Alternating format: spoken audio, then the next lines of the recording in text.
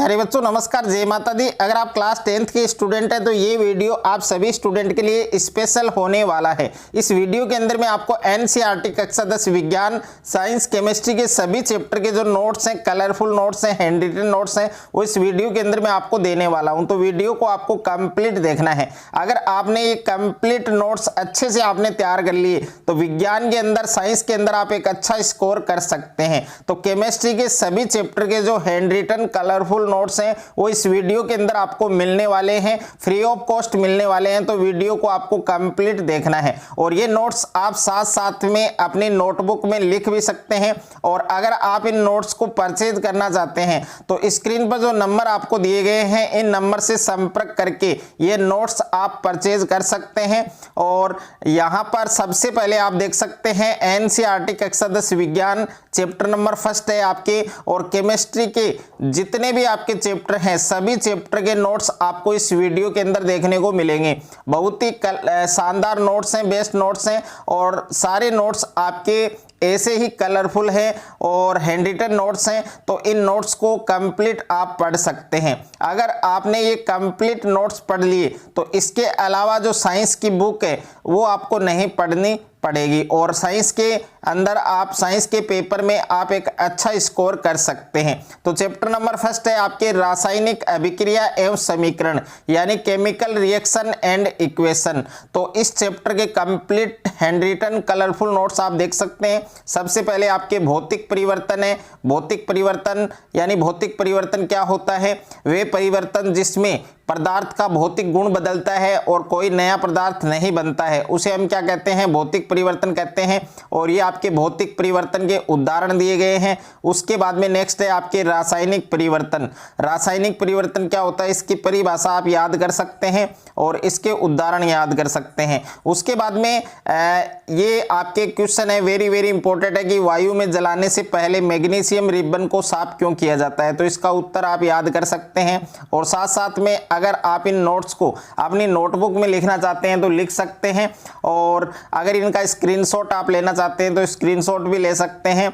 और इन नोट्स के अंदर मैंने जितने भी आपके फैक्ट हैं, इंपॉर्टेंट फैक्ट हैं जो आपके एग्जाम में आ सकते हैं, वो सारे फैक्ट मैंने इंक्लूड किए हैं। जितने भी वेरी वेरी इंपॉर्टेंट क्वेश्चंस हैं एग्जाम की दृष्टि से, वो सारे क्वेश्चन मैंने इंक्लूड किए हैं, विद सॉल्यूशन इंक्लूड किए हैं।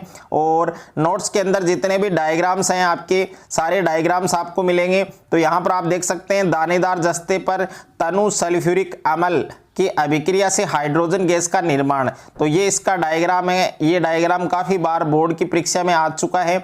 उसके बाद में रासायनिक अभिक्रिया में होने वाले परिवर्तन। रासायनिक अभिक्रिया क्या होती है?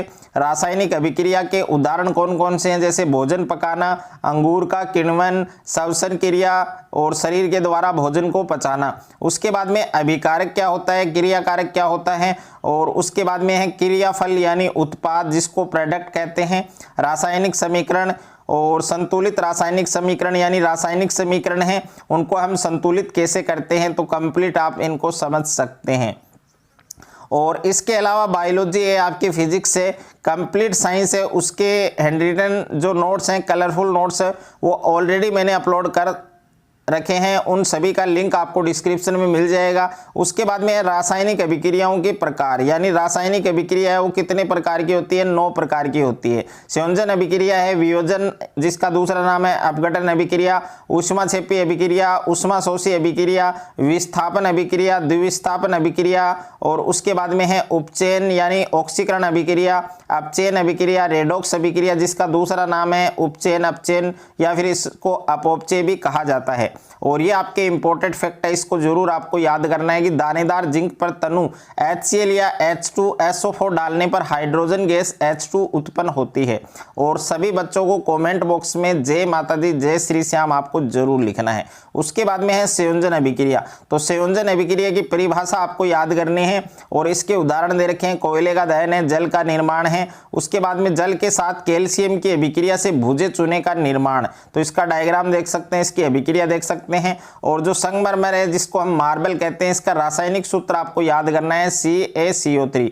उसके बाद में वियोजन यानी अपघटन अभिक्रिया, तो इसकी परिभाषा दे रखी है और इसके उदाहरण है फेरस सल्फेट की वियोजन अभिक्रिया, कैल्शियम कार्बोनेट की वियोजन अभिक्रिया। उसके बाद में लेड नाइट्रेट का तापन और नाइट्रोजन डाइऑक्साइड का उत्सर्जन, इसकी अभिक्रिया दे रखी है, काफी इंपॉर्टेंट है ये अभिक्रिया भी, वेरी वेरी इंपॉर्टेंट है, आपके अच्छे से आपको तैयार करना है। उसके बाद में बच्चों उष्माक्षेपी अभिक्रिया, तो उष्माक्षेपी अभिक्रिया की परिभाषा है, इसके उदाहरण है मेथेन का दहन और ये आपके श्वसन एक उष्माक्षेपी अभिक्रिया है। साग सब्जियां जो वनस्पति द्रव्य है उनका विघटित होकर कंपोस्ट बनना भी एक उष्माक्षेपी अभिक्रिया है, तो ये भी आपको अच्छे से याद करना है।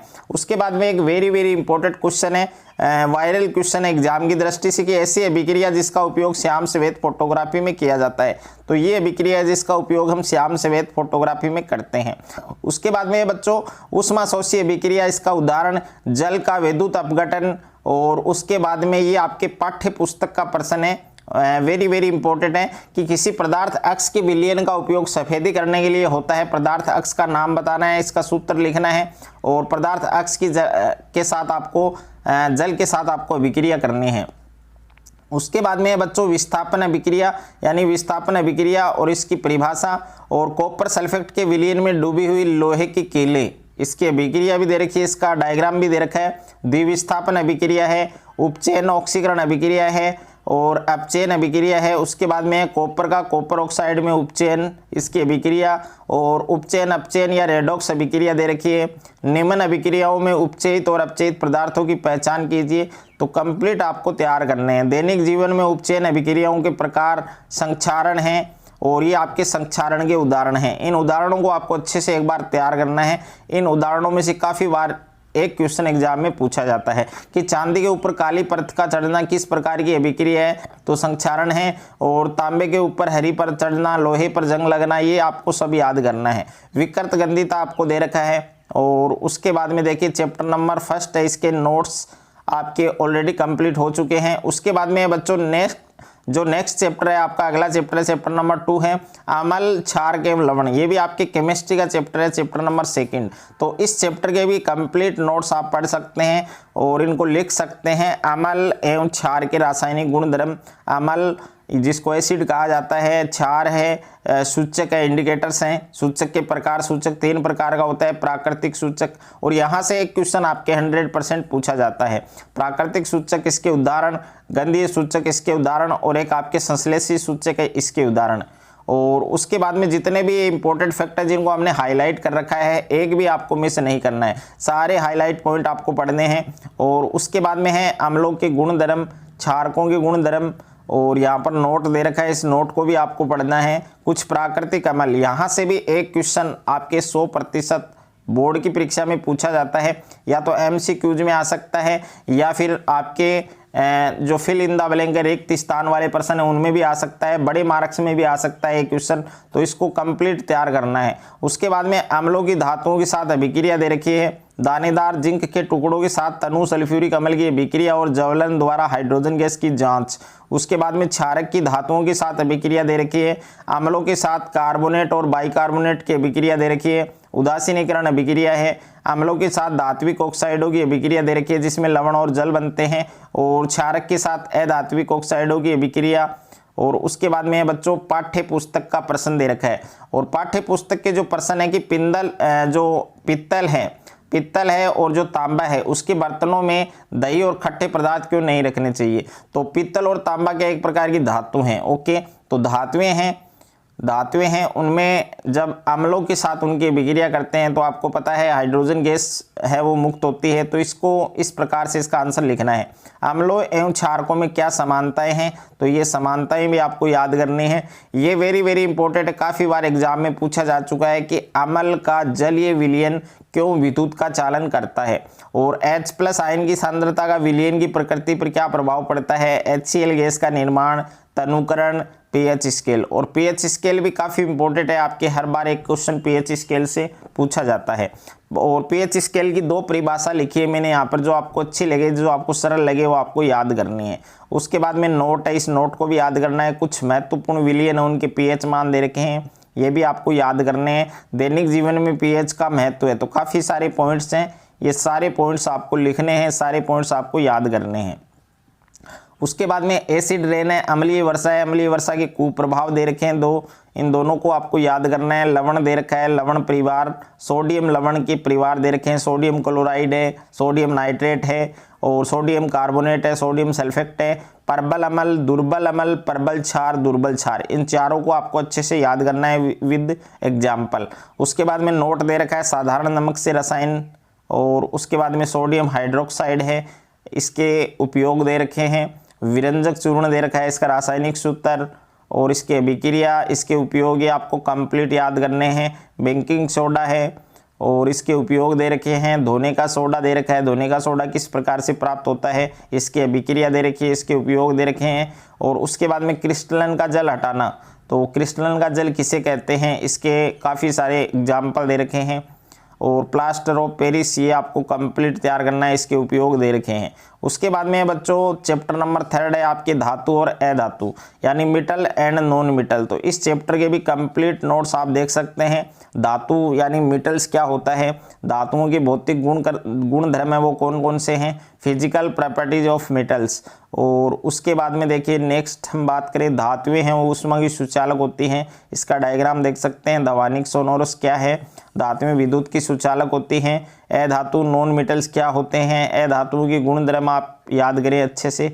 और यहाँ पर देखिए जितने भी इम्पोर्टेंट जो छोटे क्वेश्चन है जो आपके एग्जाम की दृष्टि से पूछे जा सकते हैं वो सारे इंक्लूड किए हैं नोट्स के अंदर। अपर रूप क्या है, कार्बन के विभिन्न अपर रूप, हीरा, ग्रेफाइट, फुलरिन, चारकोल, ये सारे आपको याद करने हैं। आघात वर्ध्य और तन्य का अर्थ बताइए, धातुओं के रासायनिक गुण धर्म, धातुओं का दहन, उसके बाद में उभयधर्मी ऑक्साइड, ये भी आपके वेरी इंपॉर्टेंट है। और सोडियम को केरोसिन में डुबोकर क्यों रखा जाता है, एनोडीकरण क्या है ना, एनोडाइजिंग क्या होता है। और धातुओं की जल के साथ अभिक्रिया करने पर H2 गैस निकलती है। और यहाँ पर ये क्वेश्चन है, इन अभिक्रियाओं के लिए समीकरण लिखिए। भाप के साथ आयरन है, जल के साथ कैल्शियम और पोटेशियम। उसके बाद में धातुओं के अम्लों के साथ अभिक्रिया, एक्वारेजिया क्या होता है, धातुओं की लवण विलयन के धातु लवणों के साथ अभिक्रिया दे रखी है। और धातु की लवण विलयन के साथ अभिक्रिया दे रखी है। सक्रियता श्रेणी आपको दे रखी है, तो जो सक्रियता श्रेणी है इसको भी आपको अच्छे से याद करना है। उसके बाद में ये आपको क्वेश्चन दिया गया है, अभिक्रियाशील धातु है उसको तनु हाइड्रोक्लोरिक अम्ल में डाला जाता है तो कौन सी गैस निकलती है। और आयरन के साथ H2SO4 की रासायनिक अभिक्रिया है वो भी आपको लिखनी है। उसके बाद में अधातुओं की रासायनिक अभिक्रिया दे रखी है, अम्लों के साथ अधातुओं की अभिक्रिया। और उसके बाद में क्लोरीन के साथ अभिक्रिया, हाइड्रोजन से अभिक्रिया। और यहाँ पर प्यारे बच्चों एक महत्वपूर्ण फैक्ट दे रखा है आपको, उत्कृष्ट गैसें। तो जो उत्कृष्ट गैसें हैं, जो आपके हल्की गैसें हैं, हीलियम है, नियोन है, आर्गन है, जिनोन है, तो ये सब आपको याद करना है। आयनिक यौगिक, विद्युत सहसंयोजक यौगिक क्या होते हैं, आयनिक यौगिकों के गुण धर्म। और स्पेचुला पर लवण के नमूने को गर्म करना है, ये डायग्राम भी काफ़ी महत्वपूर्ण है, काफ़ी बार एग्जाम के अंदर पूछा जा चुका है। आयनिक यौगिकों का गलनांक उच्च क्यों होता है, लवण के विलयन की चालकता की जांच। उसके बाद में धातुओं की जो प्राप्ति है वो दे रखी है आपको, खनिज, अयस्क और धातुओं का निष्कर्षण, ये आपको कंप्लीट पढ़ना है। उसके बाद में दो धातुओं के नाम बताइए जो प्रकृति में मुक्त अवस्था में पाई जाती है, सोना है, चांदी है। अयस्कों का समृद्धीकरण।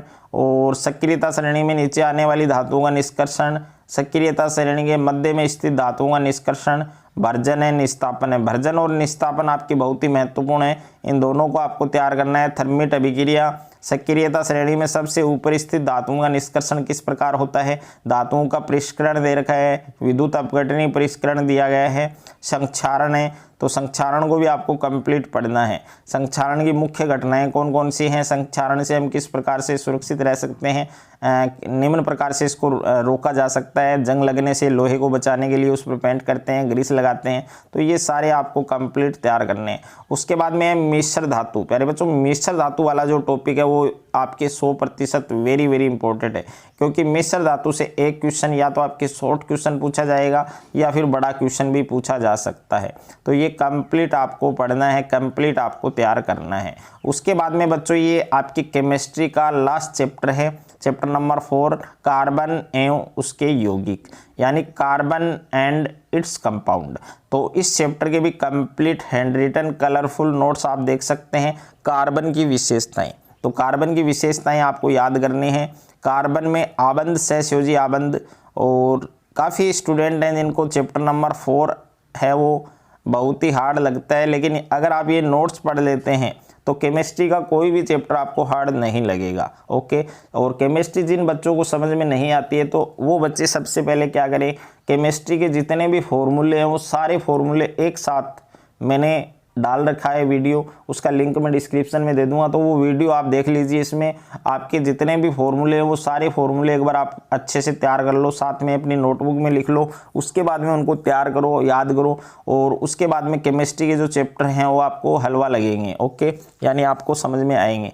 हाइड्रोजन का अणु है, क्लोरीन का अणु है, ऑक्सीजन का अणु है, नाइट्रोजन का अणु है, उसके बाद में मेथेन का अणु दे रखा है, सहसंयोजी आबंध दिया गया है, इसकी विशेषता दे रखी है, काफ़ी इंपॉर्टेंट टॉपिक है। उसके बाद में अपर रूप दे रखा है, कार्बन के अपर रूप हीरा है, ग्रेफाइट है और फुलरीन है। और यहाँ पर ये क्वेश्चन दिया गया है कि CO2 सूत्र वाले कार्बन डाइऑक्साइड की इलेक्ट्रॉन बिंदु संरचना क्या होगी। कार्बन की सर्वोत्मुखी प्रकृति दे रखी है, कार्बन के परमाणुओं की विशेषता दे रखी है, सहसंयोजी आबंधों की संख्या ज्ञात करना। ये आपके एक क्वेश्चन यहाँ से पूछा जाएगा। तो एथेन है C2H6 में सहसंयोजी आबंधों की संख्या कितनी होगी, 7। बट आप इसको ज्ञात कैसे करेंगे, इसको इस प्रकार से डायग्राम बना के इसकी स्ट्रक्चर बनाकर इसको निकाल सकते हैं। और उसके बाद में संतृप्त और असंतृप्त यौगिक हैं। एथेन की इलेक्ट्रॉन बिंदु संरचना है, एथीन की इलेक्ट्रॉन बिंदु संरचना है, और पूर्व लगन का निर्धारण दे रखा है, और उसके बाद में अनुलग्न का निर्धारण दे रखा है। एल्केन का नामकरण है, एल्केन श्रेणी का सामान्य सूत्र दिया गया है। इसको संतृप्त यौगिक या पैराफिन्स भी कहते हैं। इसके नामकरण के कौन कौन सी नियम हैं, प्रतिस्थापियों का अंकन है वो किस प्रकार से करते हैं, कुछ महत्वपूर्ण प्रतिस्थापी भी दे रखी हैं, इनको भी आपको याद करना है। और कार्बन और हाइड्रोजन के संतृप्त यौगिकों के सूत्र और संरचनाएं, एल्किन का नामकरण दे रखा है, नामकरण के नियम दे रखे हैं, इसके उदाहरण दे रखे हैं। और एल्काइन है, उसका नामकरण के नियम, उसके उदाहरण दे रखे हैं। कंप्लीट आपको पढ़ने हैं। विषम परमाणु दे रखा है, प्रकार्यात्मक समूह क्या होते हैं, समजातीय श्रेणी क्या होती है, कार्बन यौगिकों की नाम पद्धति, नामकरण के नियम, हेलोजन है, और दूसरा एल्कोहल है, तीसरा एल्डिहाइड है, 4 नंबर कीटोन है, और 5 नंबर कार्बोक्सिलिक अम्ल है, 6 नंबर है आपके द्विआबंधित हाइड्रोकार्बन। उसके बाद में है कार्बनिक यौगिकों की रासायनिक गुणधर्म, जिसमें दहन दे रखा है, ऑक्सीकरण दे रखा है, ऑक्सीकारक। और ऑक्सीकारक प्यारे बच्चों वेरी वेरी इंपॉर्टेंट है एग्जाम की दृष्टि से। संकलन अभिक्रिया दे रखी है आपको, और प्रतिस्थापन अभिक्रिया, इन सभी अभिक्रियाओं को अच्छे से याद करना है। कुछ महत्वपूर्ण कार्बनिक यौगिक दे रखे हैं, एथेनॉल है, और उसके बाद में एथेनॉल के रासायनिक गुणधर्म है, दहन, पोटेशियम परमैंगनेट के साथ अभिक्रिया। यहाँ से भी एक क्वेश्चन पूछा जाएगा आपके, एथेनोइक अम्ल से क्रिया, सोडियम से क्रिया। उसके बाद में है बच्चों एथेनोइक अम्ल। एथेनोइक अम्ल के जो भौतिक गुणधर्म है, आपके फिजिकल प्रॉपर्टीज है, वो सारे आपको याद करने हैं। एथेनोइक अम्ल के रासायनिक गुणधर्म, जिसमें एस्टरीकरण है, ये भी बहुत ही इंपॉर्टेंट टॉपिक है। क्षारक के साथ अभिक्रिया है, और उसके बाद में कार्बोनेट और हाइड्रोजन कार्बोनेट के साथ अभिक्रिया दे रखी है। और उसके बाद में एथेनोइक अम्ल को ग्लेशियल एसिटिक अम्ल क्यों कहा जाता है, साबुन और अपमार्जक। ये वाला टॉपिक भी बहुत ही महत्वपूर्ण टॉपिक है, यहाँ से भी क्वेश्चंस है वो आपके पूछा जाता है। तो कंप्लीट नोट्स दिए गए हैं, कंप्लीट नोट्स आपको अच्छे से तैयार करने हैं। ये आपके डिटर्जेंट्स हैं, अपमार्जक हैं, साबुन और अपमार्जक में अंतर दिया गया है, 4 अंतर आपको याद करने हैं। मिसेल दे रखा है, और ये आपके मिसेल की संरचना दी गई है, कंप्लीट आप देख सकते हैं। साबुनों की शोधन क्रिया दे रखी है, और यहाँ पर आप कंप्लीट देख सकते हैं, इसके डायग्राम है। तो केमिस्ट्री के आपके टोटल 4 चैप्टर हैं। ओके, इन चारों चैप्टर के जो नोट्स हैं, हैंड रिटन नोट्स हैं, कलरफुल नोट्स हैं, बेस्ट नोट्स हैं, वो नोट्स मैंने इस वीडियो के अंदर आपको बताए हैं। अगर आप ये नोट्स अच्छे से तैयार कर लेते हैं तो साइंस के पेपर में केमिस्ट्री है वो आपके कितने भी नंबर की आती है, केमिस्ट्री में आप पूरे नंबर हैं वो इन नोट्स को पढ़कर ला सकते हैं। इन नोट्स के अलावा आपको कोई भी बुक है वो पढ़नी नहीं पड़ेगी। अगर आपको ये नोट्स परचेज करने हैं तो स्क्रीन पर मैं नंबर यहाँ पर बता रहा हूँ आपको 7297831166, इस नंबर पर आपको व्हाट्सअप मैसेज करना है या कॉल करना है और इसका पूरा प्रोसेस आप पूछ सकते हैं कि किस प्रकार से नोट्स आपको मिलेंगे, पीडीएफ आपको कैसे मिलेगा, कैसे डाउनलोड करना है, पूरा प्रोसेस आपको मिलेगा और नोट्स आपको कैसे परचेज करने हैं। अगर इसका पूरा प्रोसेस आपको जानना है तो इसका वीडियो की डिस्क्रिप्शन में पूरा प्रोसेस आपको मिल जाएगा। अगर आपको ये वीडियो अच्छा लगे तो वीडियो को आप ज़्यादा से ज़्यादा शेयर करें, ज़्यादा से ज़्यादा वीडियो को लाइक करें और चैनल पर आप नए हैं तो चैनल को सब्सक्राइब कर लीजिए और साथ में नोटिफिकेशन बेल को प्रेस कर लीजिए।